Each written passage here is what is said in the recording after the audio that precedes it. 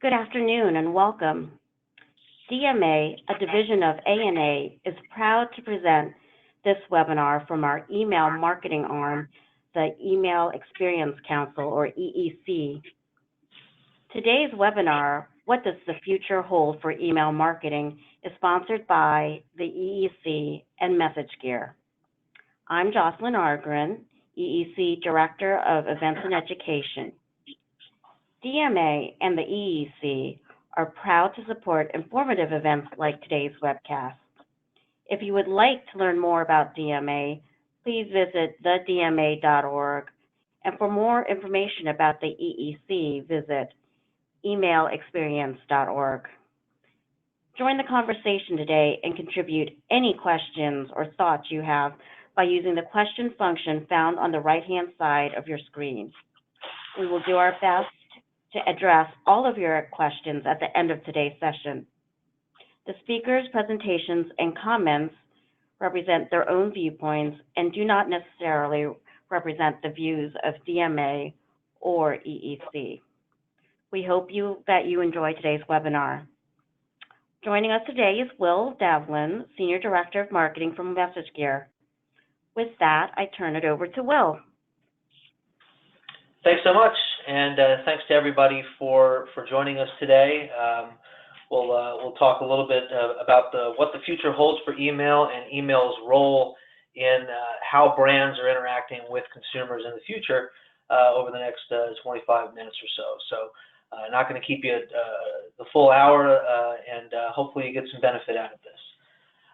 A little bit about me. My name is Will Devlin. I'm the head of marketing for a company called MessageGears. MessageGears is an ESP, enterprise email service provider. We cater exclusively to the so-called super senders, the large B2C brands that need direct access to data. I've been with MessageGears for about 4 years. Prior to that, ran e-commerce and email marketing programs for retailers like Gander Mountain and Overton's, and also for an e-commerce software company called Shop Visible. So I've been in the email marketing space for roughly 15 years now. I've also been a part of the Email Experience Council and their leadership board for a number of years, and also am vice chair of the Membership and Marketing Subcommittee with the EEC. So I've been in the email world for a while, and have been involved with the EEC for a number of years, and hope that you, if you're interested and you're not a member, consider becoming one. So over the next, again, 25 minutes or so, we're going to walk through some examples of some great experiences that brands are putting forward, and we'll talk through what consumers, which includes us, as we're all consumers, right? But what we've come to expect and how that really plays a role in what the future will hold for email marketing and email marketers as a whole. We'll talk through how email can aid that experience, but it can also hurt when it's disconnected. So we'll talk about some disconnected experiences where email was really the one thing that broke the chain. And then we'll look at what email marketers can do to set themselves up for success with their technology moving forward. And if you find yourself in one of those roles where you are a decision maker in buying technology, that'll be really important to think through how you can advise the rest of your company and what decisions you need to be making as you think through, especially after the holiday season, what types of technology you need to be investing in.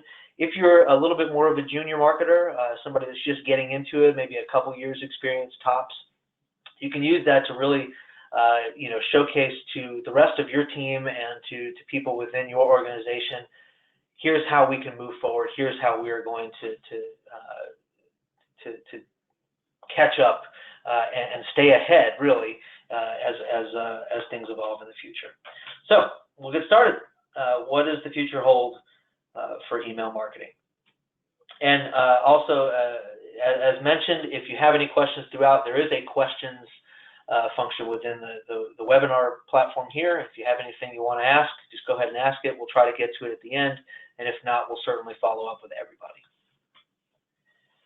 So we're going to I'll start here with a prediction from Forrester. This is relating to digital marketing spend in the coming years.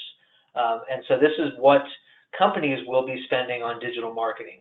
Companies are going to continue to increase their investments in all things digital, including email marketing, which email itself is going to become close to a $4 billion industry by 2021, according to this prediction, right?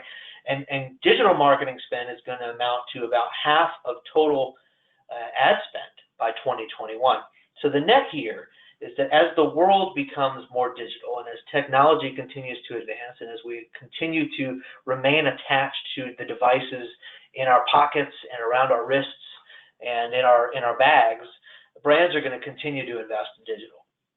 Now, of course, this is just a prediction, and this is one from Forrester, so it's an educated one. There's a lot of data behind this, and it's probably close to what is actually going to happen, but we know that not all predictions about what the future is going to look like and what's going to happen are going to pan out. I'm still salty about this one. You know, as a kid, I was promised, you know, a few things about the future: flying cars, hoverboards. Hoverboards were a big one, right? Back to the Future came out in the 80s, Back to the Future 2, which is where this is from, and you know, we are past in reality where we were supposed to have hoverboards in the future, and we still don't have hoverboards. And I'm not counting the things with wheels that came out a few years ago that caught people on fire and gave adults concussions when they fell over. I'm talking about real hoverboards, right? There were predictions about what the future was going to look like, and people have long tried to predict what things look like in the future, and certainly those predictions have failed and have come short. And most people don't dress like this, although it's not uncommon to see somebody walking around somewhere looking like this. But predictions are hard to make, and certainly are easier to get wrong than right. But there are other things too. Like a couple years ago, Google Glass was a big story, right? And Google Glass isn't completely dead, to give it some credit, right? There are a lot of applications or certain applications where it is still used today, particularly like in the medical field and the research field. But the Google Glass that when it was announced and it first was seemingly going to be the next consumer product that was going to change the way people interacted with the world and businesses interacted with consumers, that Google Glass certainly has not come to fruition and isn't what it is or what it was predicted to be today. Now, that's not to say that it may never be the case, just like we may someday actually have hoverboards, but the initial prediction and envisionment of what Google Glass was going to become it certainly isn't a reality today. And certainly it's not an email marketing discussion or presentation without talking about how people have predicted over the years email's demise, right? So, you know, this is an example from 2014, but it's been happening for 15 plus years now, where something is coming along that's going to kill email. Email is going to die. The death of email has been predicted, and often here in the industry we talk about it a little bit more than maybe people are. I think people have come to the realization that email is not dying and going away. But you know, this has been wrong time and time again. Slack was killing email, according to The Verge, in 2014. And of course, earlier this year, The Verge said, you know, hey, Slack didn't kill email; it actually made it stronger, right? So, you know, instead of me trying to use this time that we have together here to try to predict what's going to happen in the future and look like an idiot in hindsight, right? And try to tell you, here's what devices are going to be, here's the trends that you should pay attention to that are definitely going to be a reality. I'm instead going to look at where marketing is already headed, how our expectations as consumers are already shifting and are already helping us predict what the future is going to look like, and how you need and how we as email marketers can keep up and think about how we can solve it. So let's run through a couple of examples of things that they may still feel sort of futuristic, although in some aspects I'll describe them and people may think, okay, well, that's just commonplace now, it's normal. But you know, maybe 5 or 10 years ago, if I would have described these things, that would have sounded really far-fetched and futuristic. I'll start here with, this is a picture of a Delta Airlines flight. I live in Atlanta, and so by law, I have to fly Delta Airlines. Their hub is here in Atlanta. We have the world's busiest airport here, and Delta is a big part of that. So I fly Delta. I am a loyal Delta customer. I'm a SkyMiles member, and everything that I do happens in a paperless way with Delta, right? So I get emails from Delta with my SkyMiles points balance. If I have a companion ticket available or any sort of discounts, they'll email me with that. But my entire trip can take place without really from my phone. I can do everything from my phone. I can book online or through my phone or my app. I can check into my flight on my phone. I can get an email or a text message when my flight's delayed or when my gate's changed. I can make a note of where I parked in their app. I can track my bags, so I know, like, hey, my bag's been loaded onto the plane. My bag's going to be at carousel number 2 at baggage claim, right? And of course, I can get on the plane with my ticket, and all of that happens on my phone digitally. Everything is connected. The website's connected to email, connected to the app, connected to text, in-person experiences. They can read all that information. And that is a big part of why I actually really love flying with Delta. I love doing business with them because they make it very easy for me, and it's very seamless. And I think 10 or 15 years ago, if you would have said, hey, you can fly and everything's done just from your smartphone in your pocket, that would have sounded really far-fetched. But that's a reality, and that is Delta is not exclusive to that, but that is a reality of travel where without that it would feel less convenient and more of a hassle today. And it's a great experience. I am a father of 3. I have 2 older boys that are about to be teenagers, and I have a young girl who's 6 years old. And so we make frequent, every couple of years, we go to Disney World, or we will, recent years, we've gone on the Disney Cruise Line. And that could be a very hectic and stressful experience. You spend a great deal of money, you take your family somewhere, and you could potentially stand in line for a long time, and it's hot, and some people have a very negative view of going to Disney World and bringing their family there. It just sounds like more hassle than it's worth. But what Disney has done in the last several years, 10 years or less, is incorporated this magic band idea. And so it's all designed around being convenient for people there, and designed around keeping people within the brand experience that Disney creates. So everything, once you get to the park and you have your magic band already sent to you through the mail, everything happens through there. It is your key to get into your hotel room if you're staying on property. It is your wallet, so your card information's loaded up there. It's your ticket to the park. It's how you get in. And if you have any fast passes that allow you to skip a line at a certain time for a popular ride, it's also your key to get in for the fast pass. Your photos, any photos that get taken of you throughout the park, automatically get put onto your magic band. So again, everything is designed around convenience, and it's such a great experience when you go to Disney and you have all of these things that you want to keep in the moment. I don't have to worry about where my wallet is, or if I brought my room key with me, or where do we go to pick up our photos, or all of that stuff. It's all right around my wrist already, and it's designed to keep me in that brand experience, and it's really great. And this kind of still sounds far-fetched, but think about the experience of, we have stores today that you can just walk right into without a wallet, without your credit card in your pocket, pick up what you want, and walk out without having to pay at a self-checkout or talk to a cashier.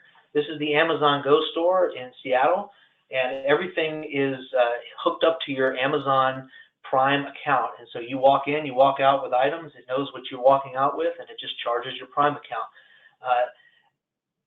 That still sounds a little far-fetched, but this is a reality, right? This is a great experience. There's a line every day in Seattle out the door to get into Amazon Go store, and it's not like they're offering products that are necessarily exclusive or not able to find anywhere else, but the experience is what's attracting people, and the convenience of being able to do that, and just being in the moment with that is really is why people go. And I use this quote quite often when I'm talking to people or presenting, but this is a great quote from Brendan Witcher at Forrester. But all of these experiences we've just talked about, whether it's Delta or Disney or Amazon, these are really great digital experiences and experiences as a whole, right? And every time as consumers we're exposed to and improved digital experiences, our expectations for every other digital experiences, it's reset to a higher level now. So when I know what's possible when I walk into that Amazon Go store, I'm not just, wow, this is a great experience. I now know that's possible, and my expectations have risen to a new level. When I know how easy and great it is when everything's connected with Delta, and I can just seamlessly get to the airport and fly without ever needing anything else but my phone, that's a great experience. I know that's possible. And it doesn't just raise the bar for other airlines or other retail stores. It raises the bar for everything, from coffee shops to transportation services to online retailers. So that's where, when we think about the future of email and how we need to be connected, we have to keep that in mind, that every time you see one of these great experiences, that raises the bar for every one of us. And he is right. As consumers, we look for certain things when we're dealing with brands. There are 4 things that I think are pretty common as consumers that we look for, right? We look for convenience. We want things to be easy. We want things to make our life simpler. We want it easier to eat something or to get something or to go somewhere, right? We want convenience. We're certainly price conscious, right? We want the lowest price, the best value we can get. So we want to make sure that price is certainly important, and that's a key piece of marketing in general. We want relevance and personalization, right? I want to feel, as a consumer, I want to feel important. I want to feel like, hey, I'm spending my money with this company. I want them to know me, right? And whether that is the coffee shop that I visit that's local, that the barista knows who I am and has my order ready when I walk in because they're a local small coffee shop, or whether it's Amazon, multi-billion-dollar company, I want to feel like I'm being treated the same. I want them to feel, I want to feel like they know me. And experience as a whole, right? The sensory experience. I want to feel good when I leave. Some of those things like what we just ran through, I mean, I feel good about the convenience, and I'm like, wow, that was really nice. I love how they do that.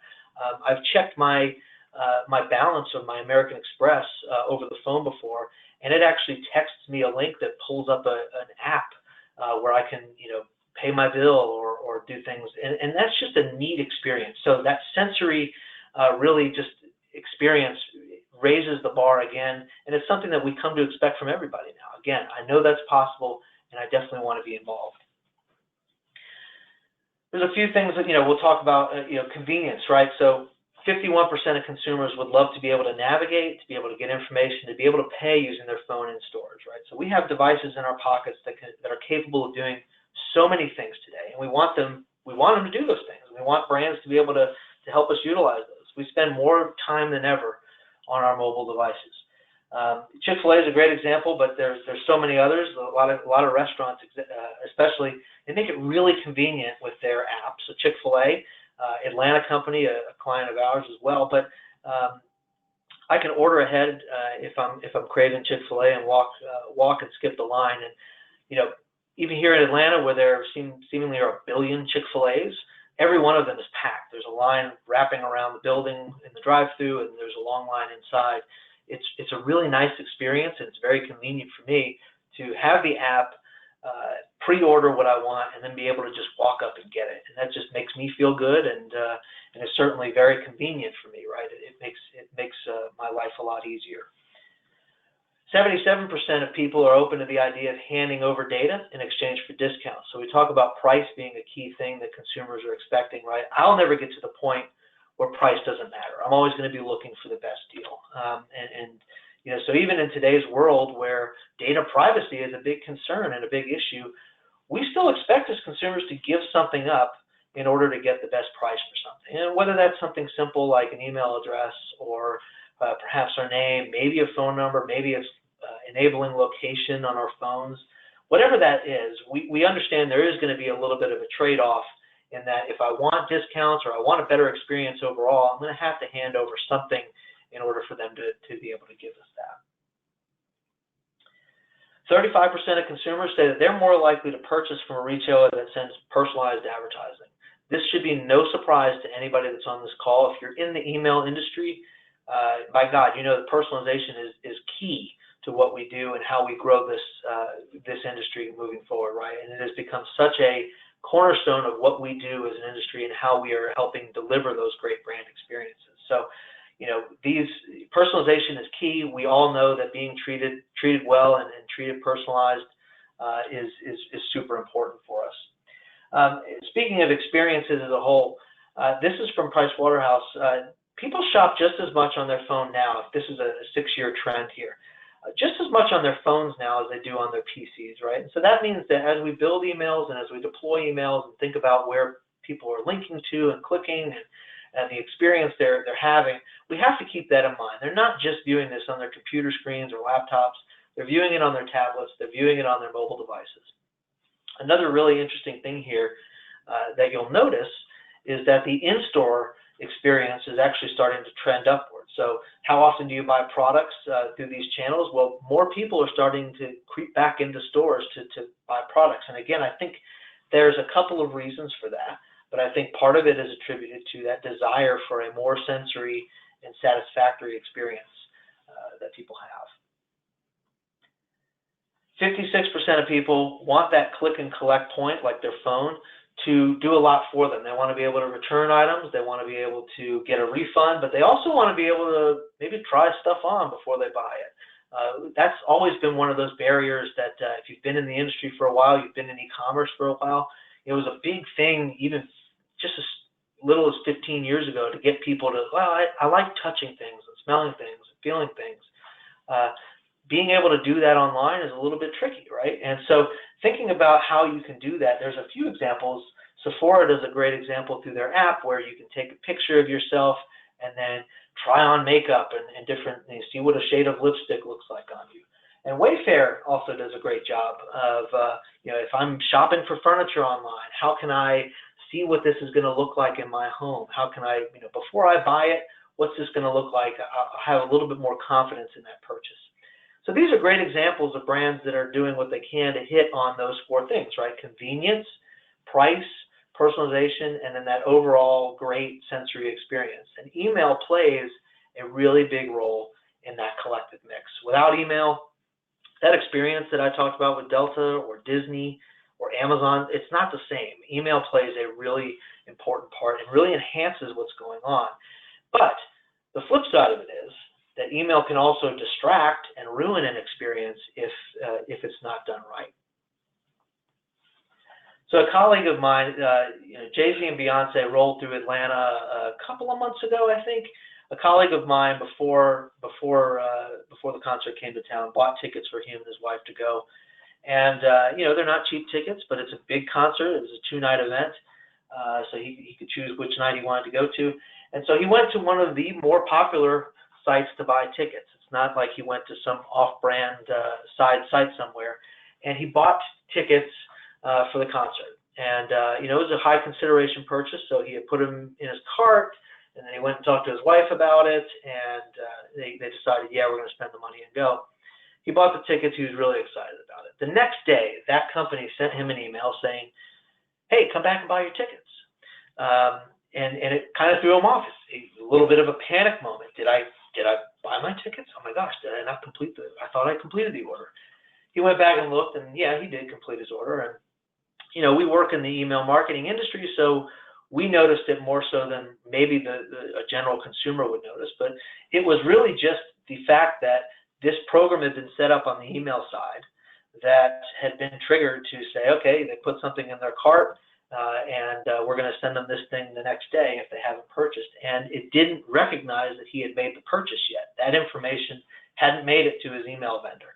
So what the email vendor got was, hey, he put this in the cart and never finished the purchase. And it really created a disconnected experience. And what should have been a great moment for that brand and that company that was selling those tickets, really kind of a downer. And then 2 days later, he got another email promoting different concerts in Atlanta, and Jay-Z was the lead, Jay-Z and Beyonce was the lead image in the email. And again, it was, I've already made that purchase, you're selling past the close here, I want to know, Are there upgrades available, or are there great places I can go out to dinner beforehand, or stay closer to the venue?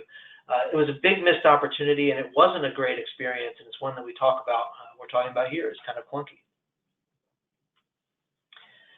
Email can also, travel is a big thing. It's very important in the travel industry. I recently booked a trip and booked a room. It didn't have a nice view like the one here. It probably wasn't quite as nice of a hotel room, but I booked a trip recently, and about a week before my trip, I was staying for multiple nights, and about a week before the trip, my card got charged for the one-night deposit that is required.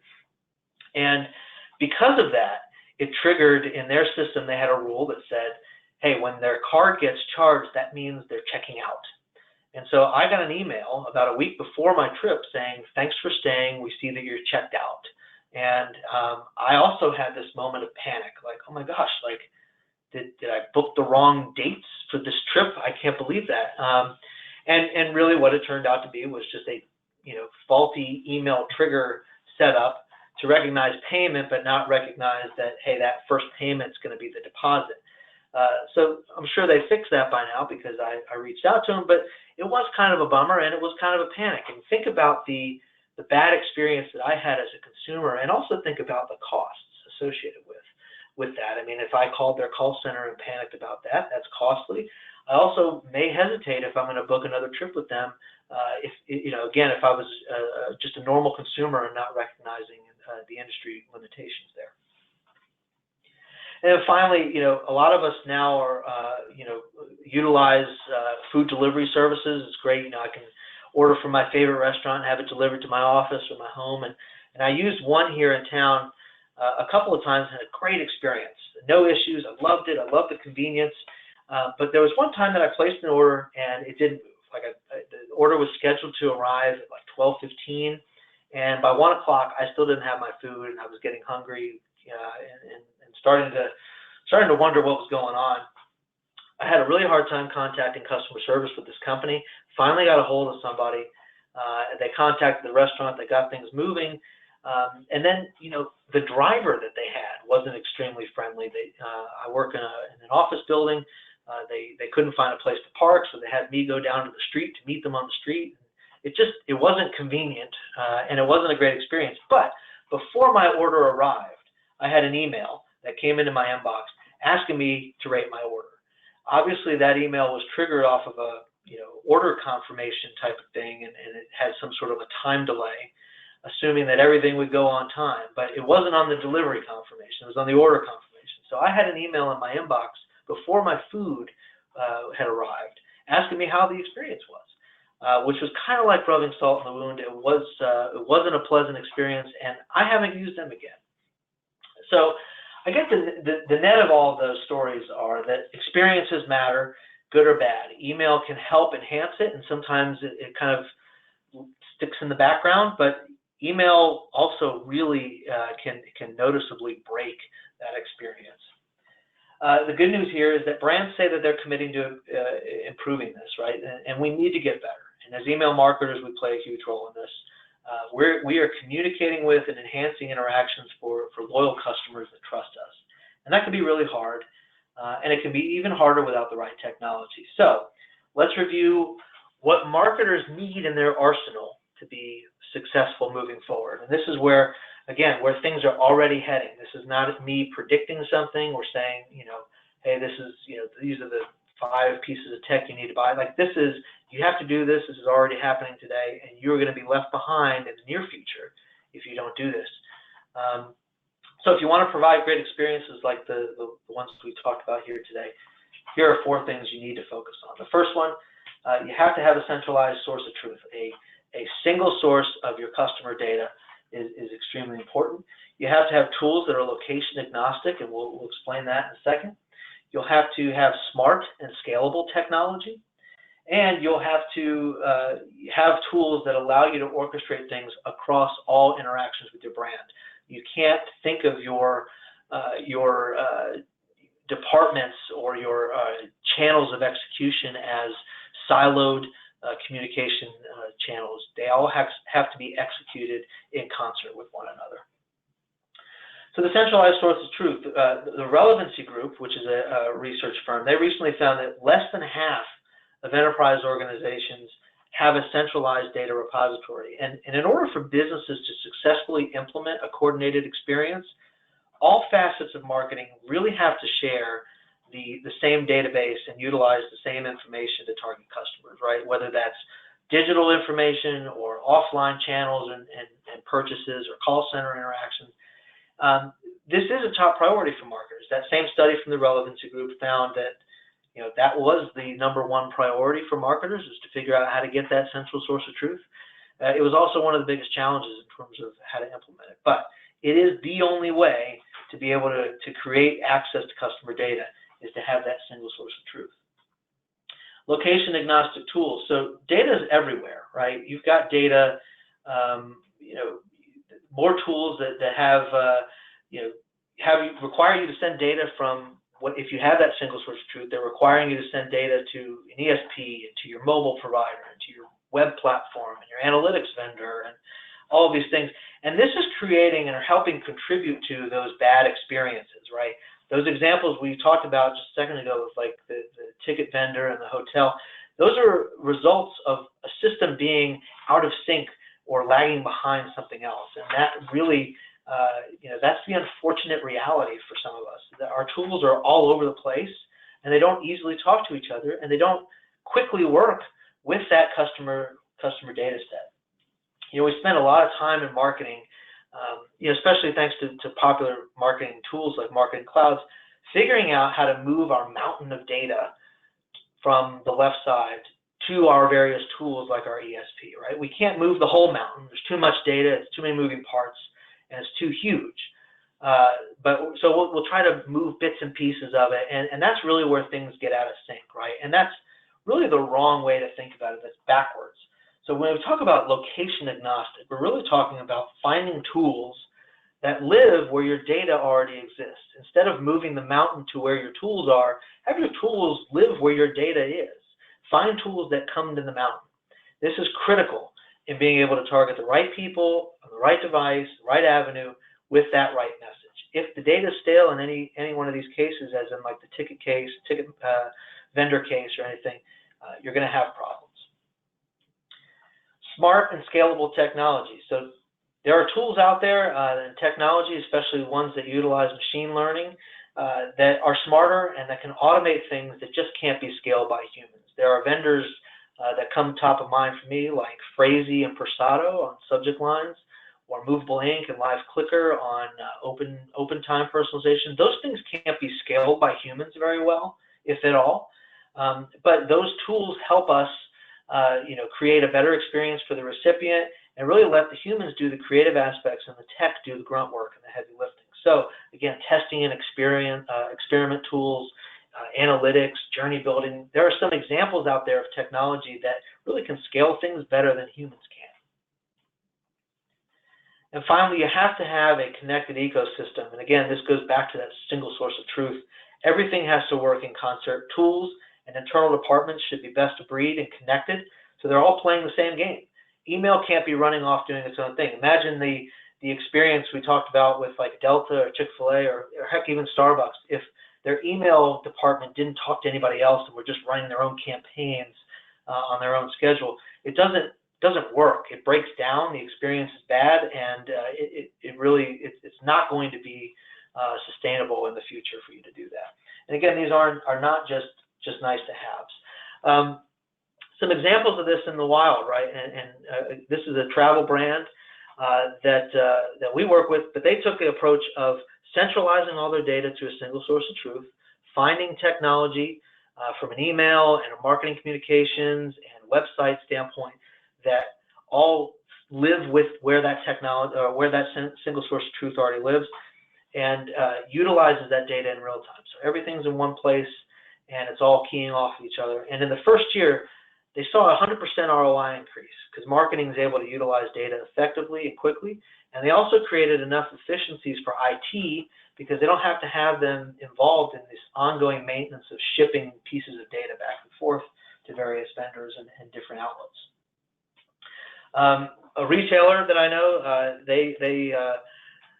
they saw their email metrics improve across the board because they had tools that utilized and again, lived where that single source of truth lives. So tapping into behavioral and profile data in real time, which isn't possible if you've got all these siloed vendors all over the place, right? That not only improved operationally for this vendor, but they didn't have to run to their database team to get them to cut a segment or a list and then upload that somewhere else, right? But they improved operationally. They saw 100% increases in both open rates and click-through rates because now their data is helping them create a better experience for their recipients. And they saw a 300% increase in ROI due to all those back-end efficiencies. And finally, another client that we have, they tap directly into data. They build dynamic emails, and this was something they did with their agency, but they are keying off of, they're building these modules within their email templates, and they're keying off of that single source of truth in real time. They're understanding offline, online, in-app, all these interactions that people are having with their brand and pulling that into their emails, and that's yielded big results, and it's actually less manual effort once this is set up because it's just automatically pulling from the data. So they're not having to, when you think about the scalable, the smart and scalable tech, they're not having to try to build 500 versions of a different email by hand. They have 32 base segments, and then the modular content creates 500 different versions of the same message. And that's really, they've yielded great results here. I mean, they've seen a 20% conversion lift, and they've had 5 times the amount of subscriptions to their app. So this is not something that, again, you could sit back and say, oh, this is a nice to have. This is where the future of email is. It's connected. It is omni-channel. And so to summarize, as consumers, we are increasingly expecting the relevant omni-channel experiences, and email is a central part of that. It's a huge part of that.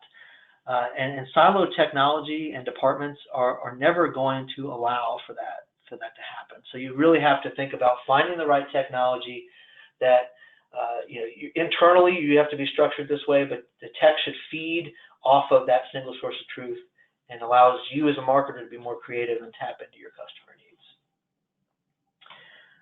And so briefly, just about MessageGears, we are the only email marketing platform built for today's enterprise. We have a hybrid deployment model, which part of our system lives wherever your source of truth is, right? So the whole idea of we come to the mountain instead of you moving the mountain to us. That allows you to maximize results because you're able to use all your data in real time. We only work with large brands, so you can work happier because we give you the service you deserve.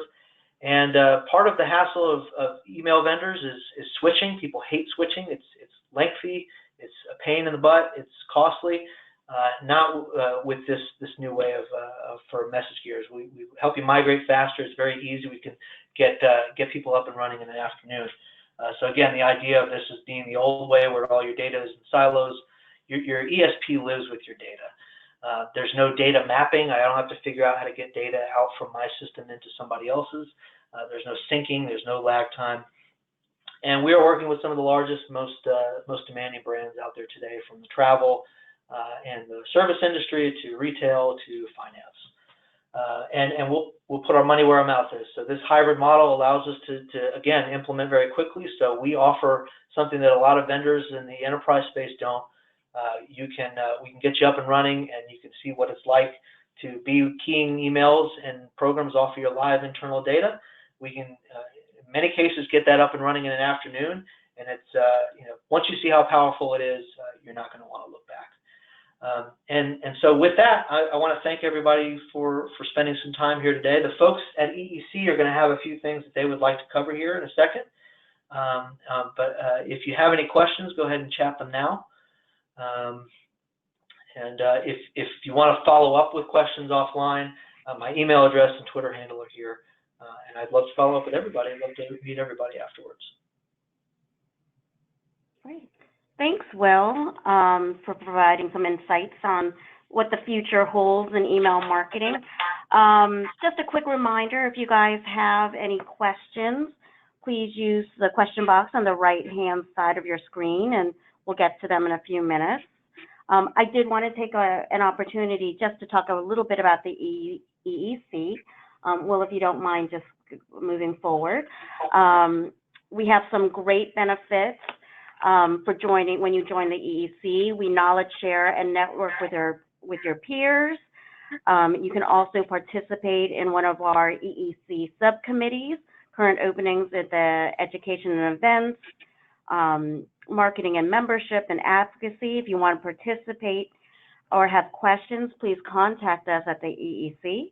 And right there, you can, my colleague Lisa, email is down there as well as mine. And of course, you can just get on the website and give us your emails.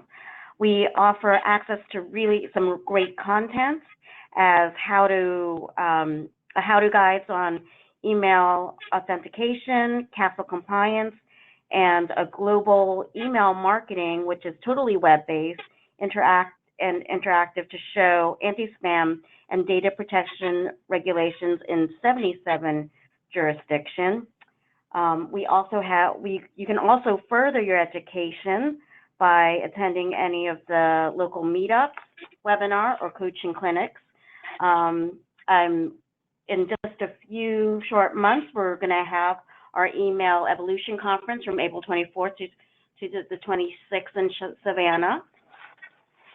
We also have our awards season that is opening. So please think and nominate someone for one of our prestigious awards. It's great fun.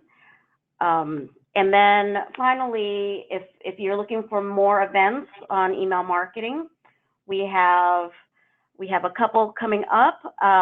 This October 7th through the 9th, we have DMA's annual conference, and then in Vegas. October 17th, we have a meetup in Denver. October 23rd, we've got the email marketing holiday readiness webinar. So, and you can check on our full events at our website at the emailexperienceCouncil.org/events or the DMA.org for more information and to register. So, Will, was there any other questions coming in? Nope. Seems like we're good to go. Again, I appreciate everybody for hopping on today. Yeah. Thank you all for listening. Oh, great. Yeah. Thank you for all for listening, and thanks again to Will for taking the time to share the expertise and answer and get everything out. This concludes our webinar. We will be emailing to all registrants the links to the recording and the PowerPoint presentations within the next couple of days.